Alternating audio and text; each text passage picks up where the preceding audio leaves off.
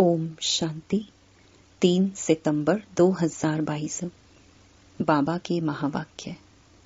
मीठे बच्चे, शरीर पर कोई भरोसा नहीं, इसलिए जो शुभ कार्य करना है वह आज कर लो, कल पर नहीं छोड़ो।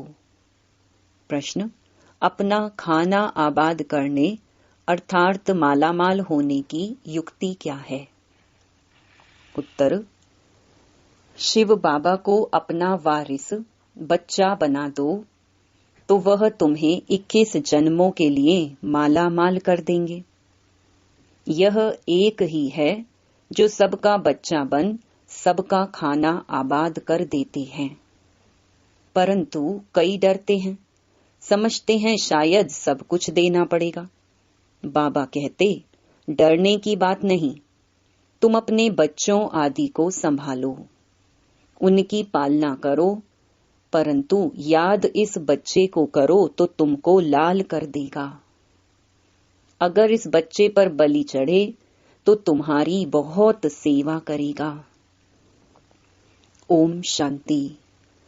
इस समय सब सेंटर्स पर जो भी बच्चे बैठे हैं वह जरूर समझते होंगे कि हम शिव बाबा के महावाक्य सुनते हैं और कोई ऐसी संस्था नहीं होगी, क्योंकि शाखाएं तो बहुतों की है ना।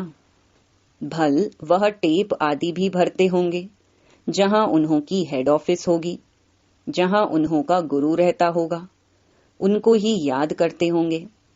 निराकार परमपिता परमात्मा को तुम्हारे सिवाय कोई भी याद नहीं करते होंगे।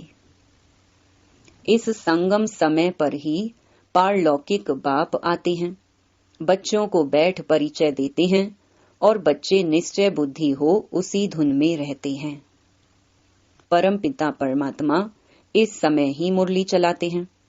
शास्त्रों में भी है कि कृष्ण मधुबन में मुरली बजाते हैं। मधुबन तो मुख्य है एक, बाकी सब जगह मुरली जाती है। मनुष्यों की बुद्धि में तो है कृष्ण मुरली बजाते हैं, शिव बाबा मुरली चलाते हैं। यह किसकी बुद्धि में कभी आ न सके, यह किसको पता नहीं है। जहां जहां तुम्हारे सेंटर्स खुलते हैं सभी यह समझते हैं शिव बाबा की मुरली बजती है ब्रह्मा द्वारा, जो फिर सब ज्ञान गंगाएं सुनकर औरों को सुनाती हैं। बुद्धि में तो शिव बाबा याद है ना। शिव बाबा जिसको भगवान कहा जाता है, शिव बाबा मुरली सुनाते हैं, यह कोई भी शास्त्रों में नहीं है। तुम बच्चे कहां भी हो समझते हो यह मुरली जो छपकर आई है शिव बाबा की ही आई है। शिव बाबा बिगर कोई सिखला नहीं सकते। बाप ही कहते हैं, मुझे याद करो तो मैं वर्षा दूंगा। बाबा बच्चों को समझाते रहते हैं कि मां मेकम याद करो और कोई भी नाम रूप को याद नहीं करो। साकार मनुष्यों के फोटो आदि तो जन्म जन्मांतर इकट्ठे करते आए हो, उपासना करते आए हो। देवताओं आदि के चित्र रखना यह सब तुम्हारा छूट जाता है। भक्ति मार्ग में आत्माएं बाप को याद करती हैं। शरीर को तो तब याद करते जब देह अभिमानी बनते हैं। बाप घड़ी घड़ी कहते हैं, अपने को आत्मा समझ बाप को याद करते रहो। आत्मा ही पतित दुखी बनी है। आत्मा कहती है, मैं महाराजा था, अब रंक बन गया हूं। तुमको अब स्मृति आई है, हम बाबा के बच्चे हैं। बाप से हमने वर्षा पाया था। अब बाप कहते हैं, सबको बाप का परिचय दो। इन जैसा शुभ कार्य होता नहीं। इस शुभ कार्य में देरी नहीं करनी चाहिए। शरीर पर तो भरोसा नहीं है, ना जवान पर ना बूढ़े पर, इसलिए जो कुछ करना है सो आज करना चाहिए। आजकल करते करते काल खा जाएगा। बाप ने कितनी बड़ी हॉस्पिटल कम यूनिवर्सिटी खोली है, जिससे हेल्थ वेल्थ हैप्पीनेस मिलती है। हेल्थ वेल्थ है तो हैप्पी है ही है। निरोगी काया है, धन है तो मनुष्य सुखी हैं।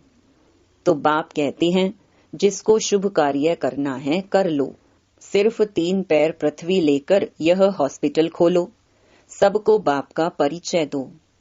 बाप स्वर्ग का रचयिता है, तो जरूर बाप से स्वर्ग का वर्षा मिलना चाहिए। भारतवासियों को वर्षा था ना, इन बातों को भारतवासी सहज समझ सकेंगे। भगवान को ढूंढने के लिए मंदिर हैं। आर्य समाजी लोग तो देवताओं को मानते ही नहीं, इसलिए समझते हैं यह चित्र आदि जो बनाए हैं यह सब पाखंड हैं। विघ्न तो बहुत पड़ते रहेंगे। समझाना तो बड़ा सहज है। बाप का फरमान है, जल्दी मेरे साथ सगाई तो कर दो, सगाई करने से ही वर्षे के हकदार बन सकते हैं।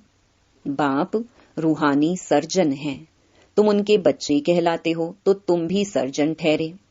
जरूर आत्माओं को ज्ञान इंजेक्शन लगाना पड़े।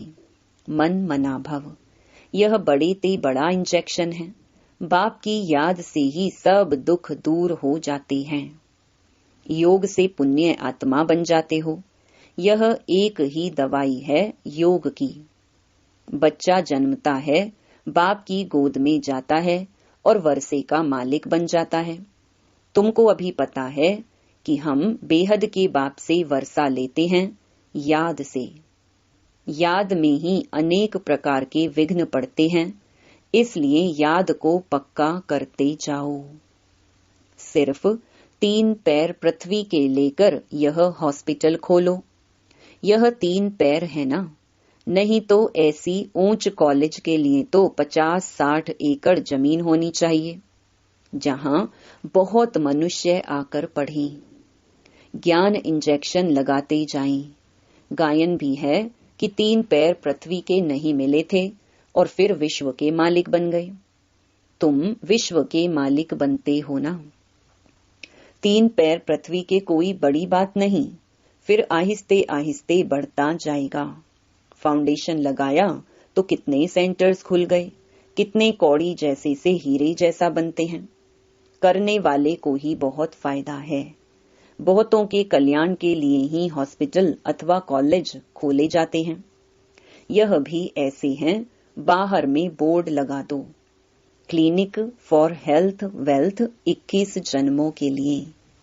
हिंदी में कहेंगे 100% पवित्रता सुख शांति का चिकित्सालय। परंतु बच्चों में सर्विस करने का शौक नहीं। कुटुंब आदि के जाल को मकड़ी की जाल कहा जाता है, जाल में खुद फंस जाते हैं। बाप आकर रावण रूपी मकड़ी की जाल से निकालते हैं। सतयुग में ऐसे नहीं कहेंगे। यहाँ भी आप ही अपनी जाल में फंस मरते हैं। यह है ही रावण का राज्य। कितनी बड़ी बड़ी रावण की जाल है सारी सृष्टि पर। सभी शोक वाटिका में बैठे हैं। इस रावण की जाल में सब साधु संत आदि फंसे हुए हैं। अब बाप कहते हैं, इन सब को भूल अपने को आत्मा निश्चय करो और सबको यही रास्ता बताते रहो। यह सृष्टि चक्र का राज दूसरा कोई बता नहीं सकते। बाप कहते हैं, इन सब को छोड़ माँ में कम याद करो। याद से ही तुम्हारे सब पाप मिट जाएंगे। शुभ कार्य में देरी नहीं करनी चाहिए। मिसाल भी देते देरी करते करते मर जाते हैं। फिर भोग पर जब वह आत्मा आती है तो फिर बहुत रोती है।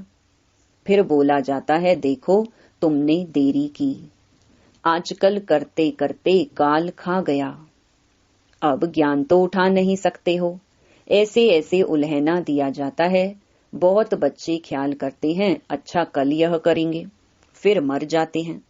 इसलिए समझाया जाता है ममत्व छोड़ दो। लौकिक संबंधी तुम्हारा कोई कल्याण करने वाले नहीं हैं। यह शिव बाबा अब तुम्हारा बच्चा बनते हैं। कहते हैं तुम मुझे वारिस बनाओ तो मैं तुम्हारी बहुत सेवा करूंगा। इसलिए बाबा पूछते भी हैं, आपको कितने बच्चे हैं?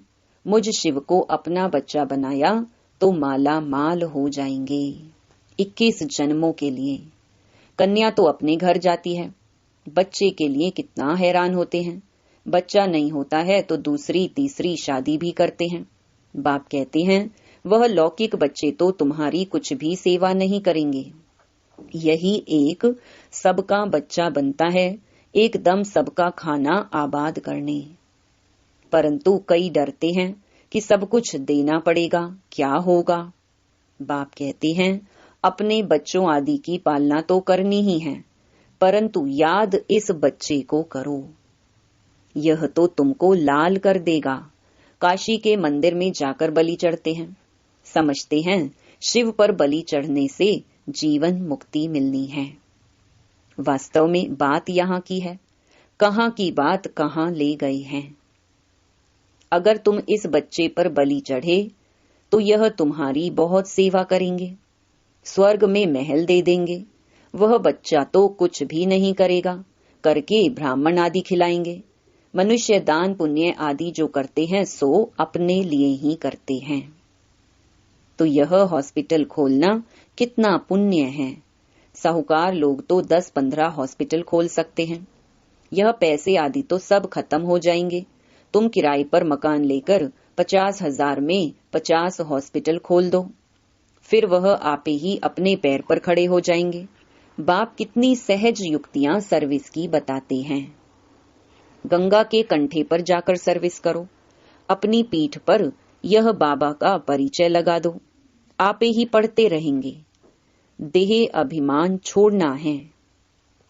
कोई साहूकार ऐसे करे तो सब कहेंगे वाह, इनको तो देह अभिमान बिल्कुल नहीं है। बाप का परिचय देना है। बाप स्वर्ग का रचयिता है, फिर हम नरक में क्यों पड़े हैं। अभी बाप आए हैं, कहते हैं देह के सब संबंध छोड़ मुझे याद करो। भारत स्वर्ग से नरक कैसे बना, लक्ष्मी नारायण ने 84 जन्म कैसे लिए, आओ तो हम कथा सुनाएं। ढेर इकट्ठे हो जाएं। पतित पावनी गंगा को भी कहते हैं तो जमुना को भी कहते हैं। अच्छा, गंगा पतित पावनी है तो एक को पकड़ो ना। अब तुम बच्चों ने ड्रामा को जाना है तो फिर समझाना है। अगर औरों को रोशनी नहीं देंगे तो कौन कहेंगे कि इनकी बुद्धि में रोशनी है। सर्जन इंजेक्शन लगा न सके तो उनको सर्जन कौन कहेगा। तुम बच्चों को सारी रोशनी मिली है, 84 जन्मों का राज बुद्धि में है। तुम इस ड्रामा को और एक्टर्स की एक्ट को जानते हो। ऊंचे ते ऊंच एक्ट है बाप की। बच्चों के साथ पार्ट बजाते हैं। तुम भारत को स्वर्ग बनाते हो, परंतु हो गुप्त, incognito, non violence Shiv Shakti सेना। उनकी सब बातें जिस्मानी हैं। कितने कुंभ के मेले में जाते हैं, यहाँ जिस्मानी कोई बात नहीं। तुम उठते बैठते चलते यात्रा पर हो, याद से तुम पावन बनते हो। बाबा कहते हैं तुम कर्म करते समय भी शिव बाबा को याद करो। वह फिर कह देते सब में परमात्मा है। फर्क हो गया ना। बाप कहते हैं जहां भी बैठो मुझे याद करो। फिर सर्विस भी करनी चाहिए।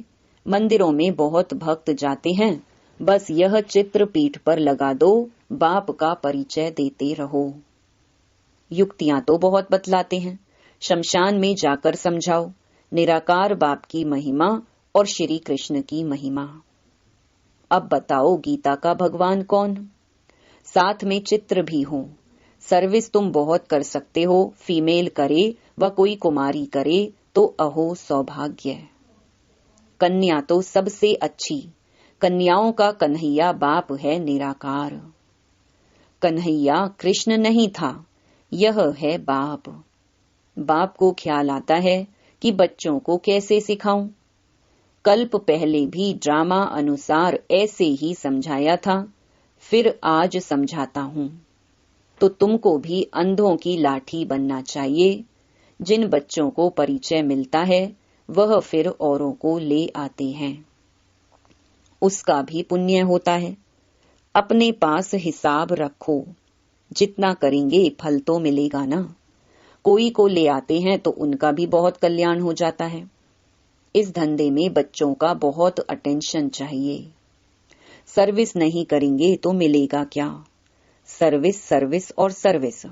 तुम कहते भी हो हम गॉड की सर्विस पर हैं, घर की सर्विस भी भल करो।